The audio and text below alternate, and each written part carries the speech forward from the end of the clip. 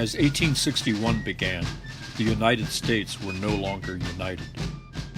After years of political debate and often violent clashes over slavery, the relatively young nation was about to face its greatest test and tragedy.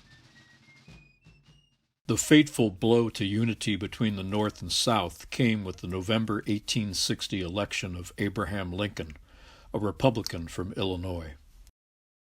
The Republican Party had been formed in 1854 to fight the expansion of slavery into U.S. territories after the Kansas-Nebraska Act became law. Lincoln was one of 4 candidates for the highest office in the land. The others were Stephen Douglas, running as a Northern Democrat, John Breckinridge, a Southern Democrat, and John Bell, representing the Constitutional Union Party. The Democratic Party itself had been pulled apart over the geographic tensions. Those tensions manifested themselves at the April 1860 party convention held in Charleston, South Carolina. It was basically an attempt by the party to make the South feel not left out. The last time a Southerner had been nominated by the Democratic Party to be president was James K. Polk in 1844. The 2 previous elected Democrats were Franklin Pierce and James Buchanan of New Hampshire and Pennsylvania, respectively. Both were anti-abolitionists with pro-Southern views, but again, they were not Southerners. Charleston really was a very bad choice. It still holds a record for the smallest city to ever host a major political convention. Only 43,000 people lived in the town. Delegates from Washington, D.C. had to change trains 6 times because of the different gauges of the railroads, unlike the North, which was pretty standard. The South was all over the place. And delegates from the eastern coast cities chartered steamships, and they just stayed in the ships and ate their meals in the ship instead of going to Charleston, because Charleston had a major shortage of motel rooms. In fact, the Douglas people, Senator Stephen Douglas, who was the favorite to win the nomination, they actually had to rent out a convention hall to house their delegates. And to make a bad situation even worse, it was unusually hot that April and muggy. And let me tell you from personal experience, being in Charleston when it's hot and muggy is not fun.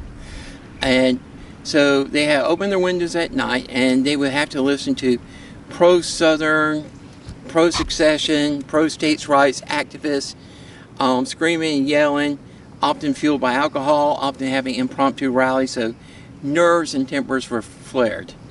The place where they met was too small, poor acoustics. There were 3,000 people in there. 2/3 of them were spectators who often shut out the delegates. And pretty much it broke down the second day when they got to the platform. The Northern delegates wanted one that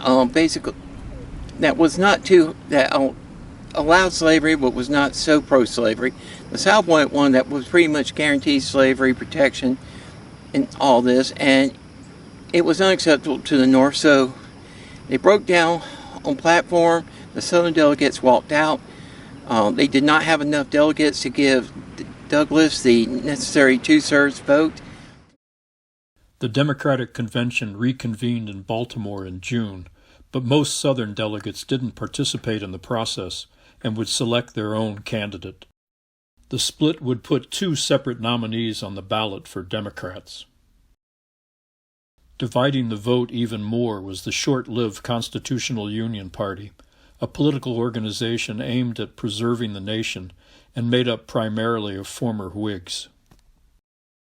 Lincoln garnered 1.87 million votes, or about 40% of the total. He carried 18 of the 33 states. None of the states that Lincoln won lay below the Mason-Dixon line. A few weeks later, South Carolina became the first of the southern states to declare its separation from the Union.